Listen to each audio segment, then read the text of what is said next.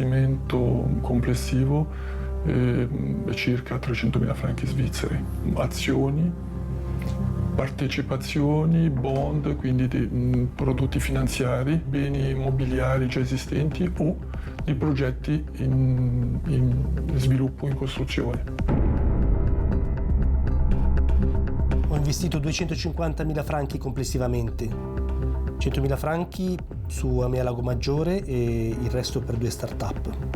Sul progetto di Ronco sopra Ascona ho investito circa 200.000 con rendimenti abbastanza alti, che potevano andare dal 725 al 12% annui. Ci hanno inoltrato una domanda di costruzione preliminare senza pubblicazioni, l'hanno voluta mandare al cantone nonostante noi gli avevamo detto che è difficilmente realizzabile o non realizzabile a Ronco sopra Ascona, e il cantone infatti ha dato preavviso negativo. Hanno fatto credere che il progetto andava avanti. Adesso facilmente o meno facilmente questo non è stato mai detto.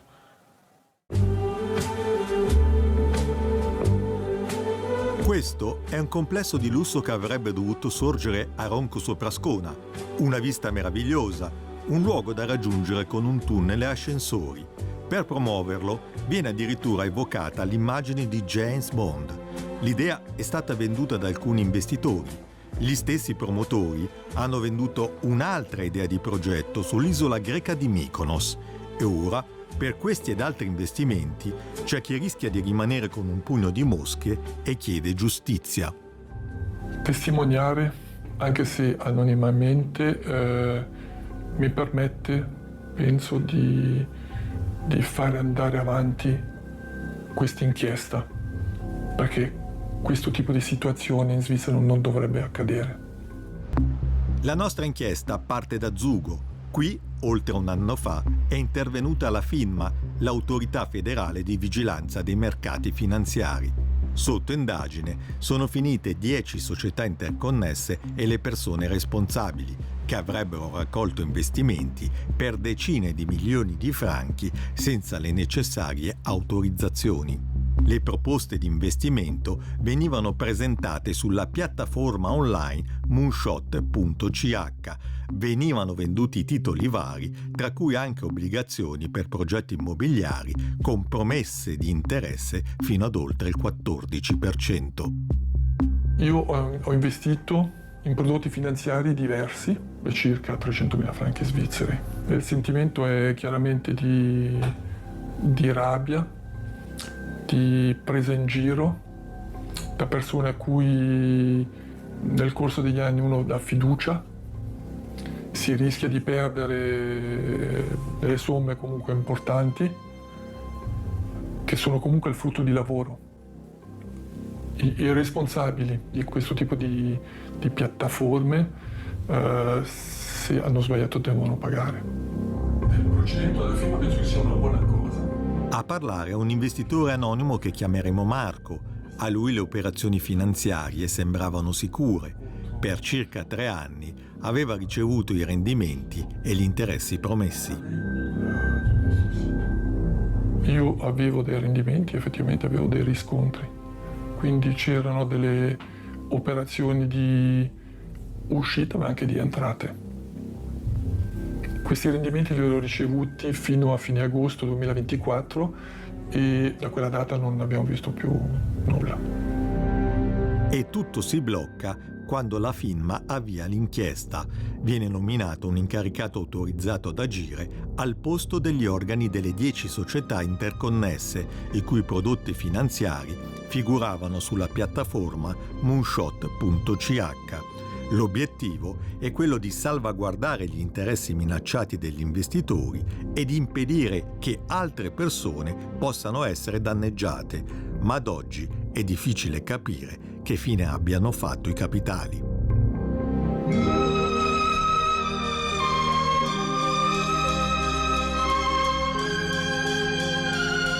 Tra le varie società interconnesse ora sotto indagine vi è anche Amea Lago Maggiore Property, promotrice, citiamo, della realizzazione di ville di lusso moderne per viaggiatori facoltosi. Tra le offerte anche un progetto immobiliare a Ronco Soprascona di difficile realizzazione per ragioni pianificatorie. Sul sito della società si specifica che non si tratta di un progetto reale, ma soltanto di un'idea ispiratrice. Intanto però i fondi vengono raccolti e con il proprietario del terreno, il promotore immobiliare, sigla un contratto di compravendita. Ed è proprio su questo sito che troviamo il filmato suggestivo che evoca l'agente 007 che, con la propria auto, raggiunge il complesso attraverso un avveniristico e lussuoso tunnel. Sul progetto di Ronco Soprascona ho investito circa 200.000 con rendimenti abbastanza alti, che potevano andare dal 725 al 12% annui. Marco ci illustra un contratto con la società Amea Lago Maggiore Property per l'acquisto di obbligazioni al fine di finanziare il progetto di Ronco Soprascona. Il documento mostra un tasso di interesse di oltre il 12%. Ad alcuni potenziali investitori è stata inviata anche una proposta di sottoscrizione fotocopia con la promessa di interessi addirittura superiori al 14%. Ma le offerte per lo stesso oggetto sono variegate.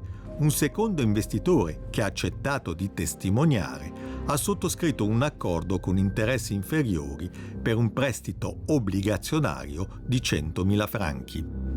La remunerazione era di circa il 10% annuo, un interesse elevato ma concesso per un progetto di lusso.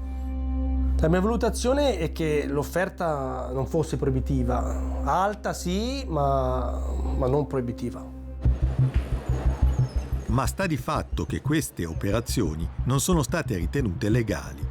Per sapere quando in generale interviene la firma, ci siamo recati a Ginevra per rivolgerci al professor Carlo Lombardini, uno dei massimi esperti svizzeri di diritto bancario. Lo incontriamo nel suo studio legale.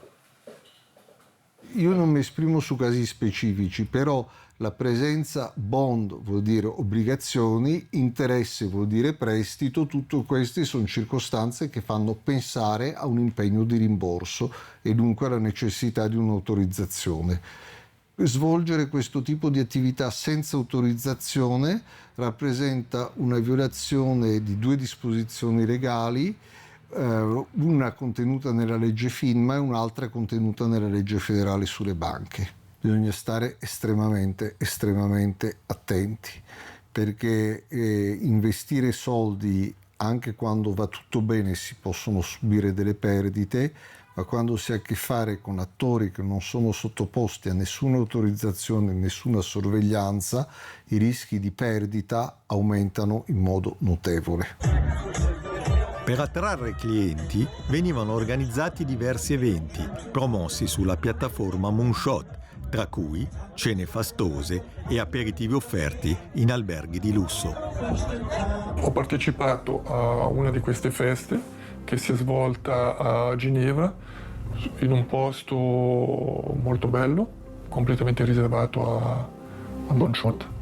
A vedere tutto ciò mi sono detto se distribuiscono degli interessi, tassi interessi così elevati, devono in qualche modo guadagnare ancora di più. Ma non avevo modo di dubitare perché io ricevevo i miei interessi tutti i mesi.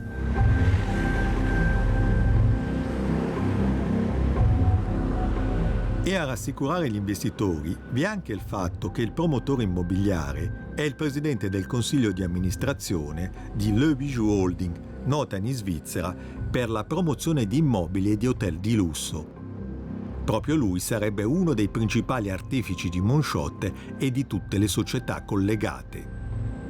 Contro di lui e altre persone è stato aperto un procedimento penale per truffa per mestiere da parte della Procura del Canton Zugo. Il presidente del consiglio di amministrazione di Le Bijou Holding è domiciliato nel Locarnese dal 2022. A fine agosto, la polizia di Zugo ha effettuato una perquisizione nella sua abitazione in collaborazione con la polizia cantonale ticinese. Tutto è cominciato con Le Bijou, che ho avuto modo di conoscere nei differenti media, giornali, riviste, dalla fiducia nata nella struttura, con le persone che si occupavano di noi o di me in modo particolare, mi hanno creato questa voglia magari di guadagnare qualcosa in più. E in un secondo tempo mi è stato presentato tramite Le Bijou la piattaforma Monchut, ma di questo nuovo progetto e investimento a Ronco Soprascona. Se ne parlava già con Le Bijou.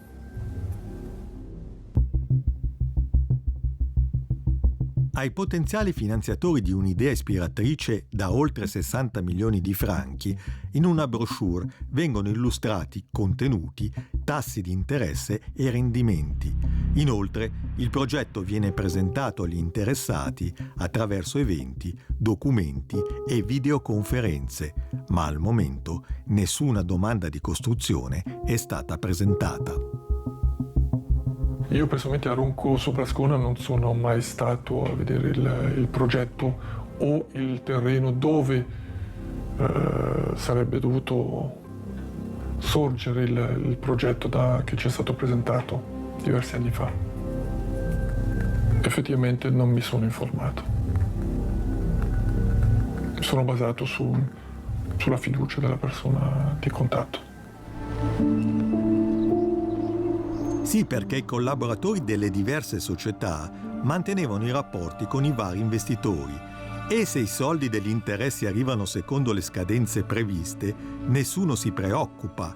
E questo avveniva puntualmente, nonostante la contabilità delle società non fosse aggiornata, come denunciato dalla FINMA. A verificare cosa è accaduto a Ronco Soprascona ci siamo stati noi. Il terreno di cui parliamo si può raggiungere solo a piedi. Quello che siamo riusciti a sapere è che il 22 dicembre 2023 per questo terreno di oltre 7.000 metri quadri una domanda preliminare di costruzione per un progetto comunque diverso da quello che appariva sul sito era stata presentata al comune. A fine aprile 2024 un preavviso cantonale negativo era stato rilasciato dall'Ufficio della Natura e del Paesaggio. Per capire meglio ci siamo rivolti al sindaco di Ronco Soprascona, Paolo Sen. Sì, hanno inoltrato una domanda di costruzione preliminare senza pubblicazione per sondare se la loro idea di progetto potesse avere qualche possibilità a livello comunale e cantonale. Noi come comune abbiamo già detto che case gradoni, atterrazzamenti eccetera eccetera non sono permesse a Ronco Soprascona se non in via eccezionale ma con delle condizioni proibitive, pertanto non sarebbe stato redditizio, ma l'hanno voluta mandare al cantone e il cantone infatti ha dato preavviso negativo. Ma lei in questo senso aveva parlato con qualcuno? Noi avevamo avvisato l'architetto, avevamo detto che un complesso residenziale, alberghiero, ricettivo, eccetera, eccetera, non è permesso. Tu, secondo piano regolatore di Ronco Soprascona, che in zona residenziale, tu puoi costruire la casa con la piscina e i posteggi. Qui però c'è la questione dell'accesso che non c'è. E in effetti quello dell'accesso è un vecchio problema che non si poteva ignorare. Una licenza edilizia per la realizzazione di un tunnel per accedere al fondo con ascensori era stata rilasciata, con l'avallo del cantone, già nel 2010 ai proprietari dell'epoca, che non avevano però deciso cosa costruire. La licenza edilizia viene rinnovata per anni, ma i lavori non prendono mai avvio. Nel 2020 avviene l'ultimo rinnovo. Un ricorso di alcuni cittadini di Ronco Soprascona, accolto dal Consiglio di Stato, ne contesta però la legittimità. Ora dovrà pronunciarsi il tram, ma sul progetto incombe anche un altro problema per i limiti imposti alle zone edificabili comunali dalle direttive federali e cantonali. Il piano regolatore di Ronco Soprascona attualmente è sopradimensionato. Bisogna fermarsi e non bisogna più sacrificare terreno per costruzioni che non hanno futuro. Quindi quel terreno lì rischia grosso. Questo rischia grosso.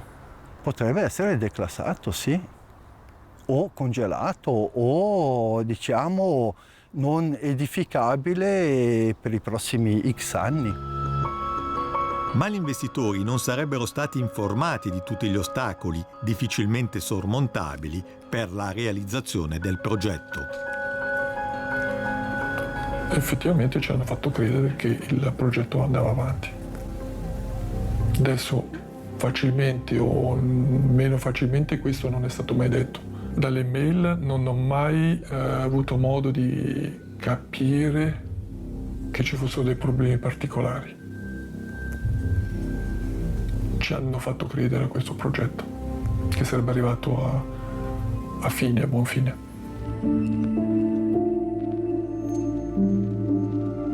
Al quadro poco rassicurante si aggiunge il fallimento decretato il 2 maggio scorso dal Tribunale Cantonale di Zugo di quella che viene definita la società madre delle società interconnesse con la piattaforma Moonshot.ch.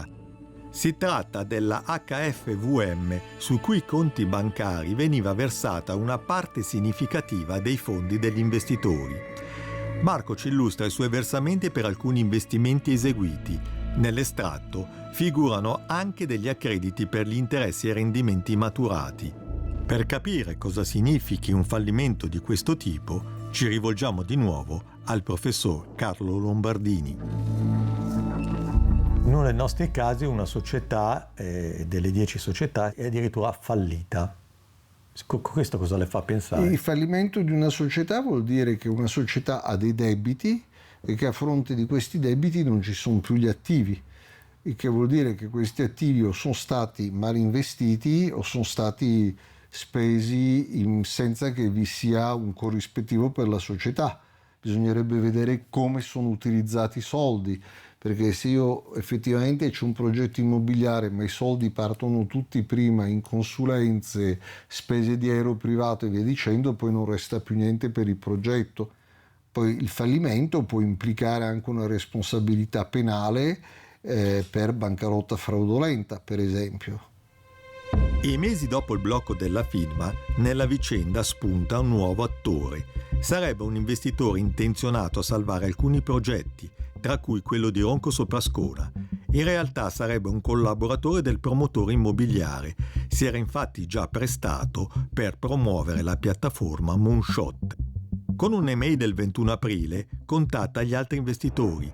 Viene comunicato loro per la prima volta che il progetto originario è stato respinto dalle autorità.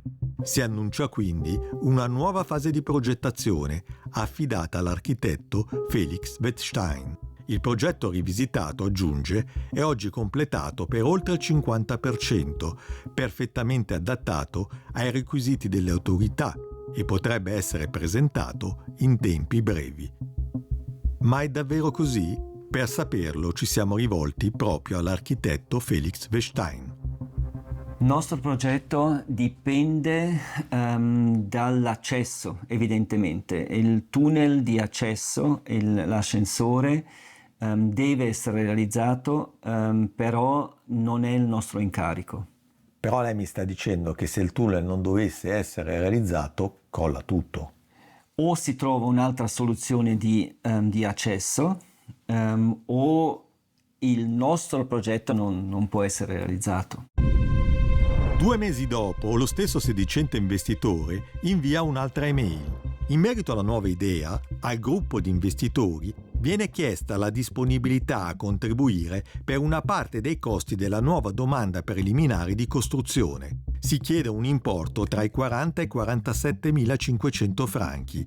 Nelle mail si specifica che la domanda sarà presentata a nome di un fiduciario o di un gruppo temporaneo di investitori, poiché Amea Lago Maggiore Property è attualmente bloccata dalla FINMA.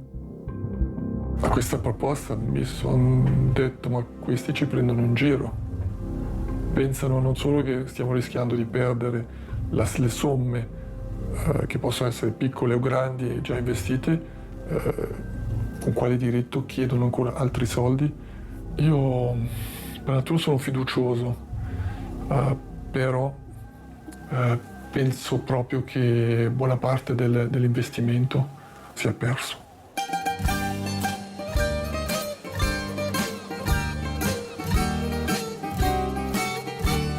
Quello di Ronco Soprascona non è l'unico progetto apparentemente irrealizzabile per il quale è avvenuta una raccolta fondi.